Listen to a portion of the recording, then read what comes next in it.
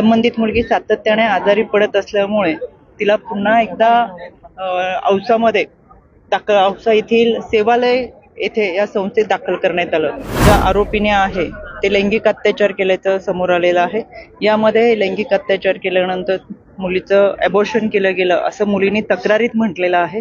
त्याच्यामुळे 0 FIR दाखल करण्यात आलेली आहे. संस्थेच्या माध्यमातून काही बेजबाबदारपणा करण्यात आला असेल तर त्यांना देखील कडक कारवाईला सामोरं जावं लागेल. तपासामध्ये अनेक गोष्टी समोर येतील. तपास चालू असताना ज्या गोष्टी समोर येतील त्या आपल्या समोर मांडण्याचा प्रयत्न आम्ही निश्चितपणे. आरोप करणं आणि प्रत्यक्षात आरोप सिद्ध होणं ह्याच्यामध्ये फार तफावत असते.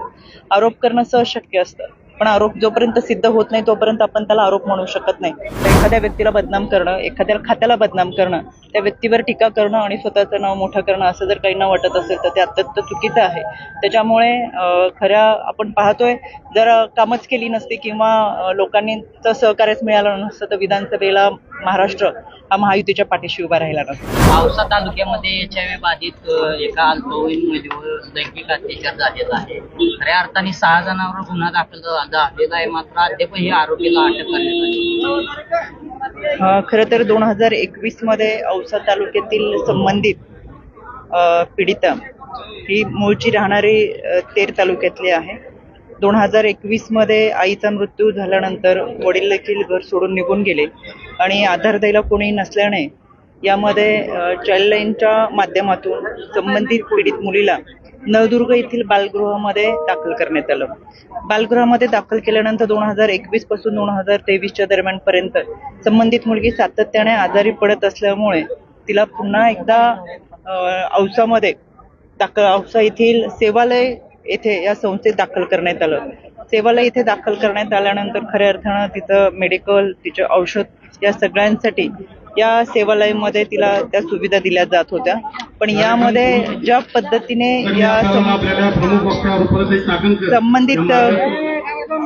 संबंधित मुलीने जी तक्रार दाखल केली यामध्ये त्याच संस्थेमध्ये असलेल्या एका ज्या आरोपीने आहे ते लैंगिक अत्याचार केल्याचं समोर आलेलं आहे. यामध्ये लैंगिक अत्याचार केल्यानंतर मुलीचं ॲबॉर्शन केलं गेलं असं मुलीने तक्रारीत म्हटलेलं आहे. त्याच्यामुळे 25 तारीख म्हणजे आजच पहाटे 0 FIR दाखल करण्यात आलेली आहे. ही 0 FIR डोके येथे दाखल करण्यात आली असून हा तपास औसा येथे वर्ग करण्यात आलेला आहे. यामधील औसाचे वरिष्ठ पोलीस निरीक्षक सुनील रजितवाड यांच्या मी संपर्कात आहे. मळसासे म्हणून तपास अधिकारी आहे, त्याचा तपास करतात आहेत. आता काही क्षणापूर्वी संबंधित मुलीला ही मेडिकल तपासणी करण्यासाठी घेऊन गेलेले आहेत. यामध्ये FIR दाखल झालेली आहे. संस्थाचालकांनी याच्याकडे दुर्लक्ष केलेलं आहे का, अधीक्षकांचं दुर्लक्ष होतं का, जिल्हा महिला बाल विकास विभागाच्या वतीनंच ही खरी तक्रार दाखल केली गेली आणि 2021 मध्ये पण संबंधित मुलीला नळदुर्ग येथे दाखल केलं होतं. त्याच्यामुळे पोलिसांना ह्या अतिशय सक्त अशा सूचना देण्यात आलेल्या आहेत. संपूर्ण घटनेचा तपास करावा. त्याचबरोबर मेडिकलमध्ये ज्या पद्धतीने मुलीने FIR दाखल केलेली आहे या FIR मध्ये ज्या काही घटना सांगितलेल्या आहेत, जो घटनाक्रम सांगितलेला आहे आणि ज्या पद्धतीने काही व्यक्तींची नावं घेतलेली आहे या सगळ्यांचा तपास व्हावा. मेडिकल तपास झाल्यानंतर खऱ्या अर्थाने रिपोर्ट आपल्याकडे आले की अनेक गोष्टी आपल्या समोर येतील आणि मी सातत्याने या पोलीस तपास अधिकारी असतील आणि पोलीस असतील यांच्या संपर्कात आहे. राज्य महिला आयोगाच्या वतीनं आम्ही याची दखल घेतलेलीच आहे, पण मी या घटनेचा पाठपुरावा करेलच. संस्थेच्या माध्यमातून काही बेजबाबदारपणा करण्यात आला असेल तर त्यांना देखील कडक कारवाईला सामोरं जावं लागेल. यामध्ये कोणालाही पाठीशी घातलं जाणार नाही. अतिशय कडक अशी कारवाई केली जाईल. दौंडमध्ये आमदाराच्या भावानं गोळीबार केला, त्याच्यामध्ये सातत्यानं आरोप केला जातोय की एक महिला देखील जखमी झाली. या संदर्भात काय माहिती आहे का? आणि आमदार मला असं वाटतं आदरणीय दादांनी याबाबत सांगितलं की आमदाराचे भाऊ नसून नातेवाईक म्हणजे भाऊकीमधलं कोणी त्याच्यामध्ये आहे. दुसरी गोष्ट, तपासामध्ये अनेक गोष्टी समोर येतील. तपास चालू असताना ज्या गोष्टी समोर येतील त्या आपल्या समोर मांडण्याचा प्रयत्न आम्ही निश्चितपणे करू. अशा तर इच्छा व्यक्त केली आहे की अजितदादांनी मुख्यमंत्री व्हावं, कार्यकर्त्यांची इच्छा आहे. नेमकं गेली अनेक वर्ष आम्ही पक्षामध्ये काम करतो. पक्ष स्थापनेपासून आम्ही सगळे कार्यकर्ते पक्षामध्ये काम करत असताना प्रत्येक कार्यकर्त्याचं एक स्वप्न असतो, आपला नेता मोठा व्हावा. आणि खऱ्या अर्थानं केवळ माझीच नाही, बारामतीकरांची तीव्र इच्छा आहेत. पण त्याचबरोबर महाराष्ट्राच्या कानाकोपऱ्यामध्ये राष्ट्रवादी काँग्रेस पक्षाचा झेंडा घेऊन पक्षाची विचारधारा पोहोचवणाऱ्या कार्यकर्त्याच्या भावना आहेत की दादांनी मुख्यमंत्री व्हावं. आणि ह्या भावना व्यक्त करणं याच्यामध्ये गैर असं काही नाही. पण त्यापुढे मी असंही म्हणलं, फक्त आम्ही बोलून चालणार नाही, तर कार्यकर्ता म्हणून आमची देखील मोठी जबाबदारी ती आम्हाला पार पाडावी लागेल. खरं तर सामनामधून अनेक जे आहे ते टीका करण्यात आली आहे, मंत्र्यांची गच्चीती होणार, मुख्यमंत्री जे आहेत ते शहांना रिपोर्टिंग करतात असं देखील सामनामध्ये म्हटलं. कसं बघताय असं? मला असं वाटतं दादा वेळोवेळी या संदर्भात आपल्याशी बोलत असतात. सविस्तर माहिती या संदर्भात दादांनी काल देखील दिलेली आहे. वरिष्ठ पातळीवरच्या हा सगळ्या निर्णय प्रक्रिया आहे त्या आपण पाहतोय. त्याच्यामध्ये जी काही अपडेट येते ती आपल्या समोर आहे. कोकाटेंनी जे वक्तव्य केलं त्याकडे तुम्ही कसं पाहता? खरं तर आपण अतिशय जबाबदार लोकप्रतिनिधी म्हणून काम करत असतो.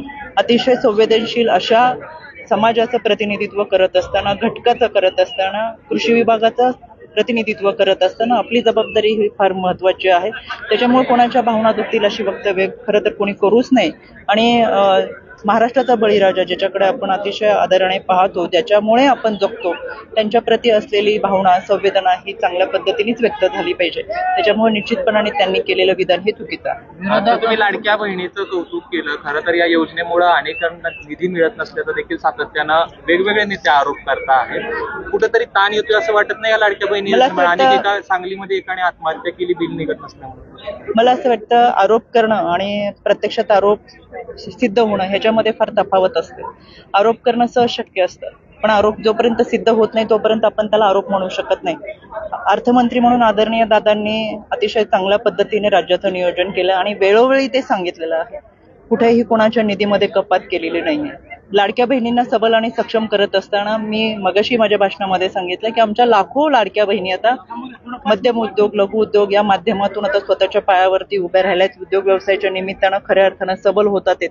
एकीकडे ही देखील राज्याची प्रगतीची वाटचाल आहे. मोठ्या प्रमाणात या व्यवसायाच्या निमित्तानं गुंतवणूक करणं, अनेक महिलांच्या हाताला काम मिळणं, कुटुंब चालणं ही एक प्रगतीची बाजू असताना खरं तर कुठेच कुणाच्या निधीमध्ये कपात केलेली नाहीये, हेही दादांनी अर्थमंत्री म्हणून वारंवार सांगितलेलं आहे. त्याच्यामुळे मला असं वाटतं की आरोपांमध्ये फार काही तथ्य आहे असं वाटतं. लक्ष्मीनाथ सातत्यानं म्हणतात की महायुतीचे पैसे दिले नाहीत, वेगवेगळ्या घटकांचा निधी जो आहे त्यांनी तर कालच आरोप केलेला आहे की 5,000 कोटी जो आहे तो साधारण 4 वर्षाचा डिफरन्स आहे सामाजिक न्याय विभागाचा आणि आदिवासी विभागाचा. या संदर्भात सुद्धा खुलासा संबंधित मंत्रिमंडळाने केलाय, दादांनी देखील केलेला आहे. मी मगाशी सांगितलं, आता परत एकदा सांगते, आरोप आणि सिद्ध होणारे आरोप याच्यामध्ये प्रचंड मोठी तफावत असते. आरोप करणं सहज शक्य असतं, पण ते आरोप सिद्ध करता येत नाहीत. त्याच्यामुळे केवळ एखाद्या व्यक्तीला बदनाम करणं, एखाद्या खात्याला बदनाम करणं, त्या व्यक्तीवर टीका करणं आणि स्वतःचं नाव मोठं करणं असं जर काहींना वाटत असेल तर ते अत्यंत चुकीचं आहे. त्याच्यामुळे खऱ्या आपण पाहतोय, जर कामच केली नसती किंवा लोकांनी सहकार्यच मिळालं नसतं तर विधानसभेला महाराष्ट्र हा महायुतीच्या पाठीशी उभा राहिला नसता. त्याच्यामुळे दिलेला शब्द पाळणारं नेतृत्व म्हणून दादांची ओळख आहेत आणि निश्चितपणाने माझ्यापेक्षा मला असं वाटतं आपण सगळे बारामती मधले पत्रकार सोशल मीडिया आहे, त्याच्यामुळे आमच्यापेक्षा सकाळी 6 वाजल्यापासून कामाचा व्याप आणि कामाचा आवाका ओळखणारे दादा तुम्ही जवळून पाहिलेले. त्याच्यामुळे हातकंगण आरसी किंवा अशी म्हणायची वेळ आहे. त्याच्यामुळे मला असं वाटतं फार काही मी न बोललेलं बरं. धन्यवाद. थँक्यू.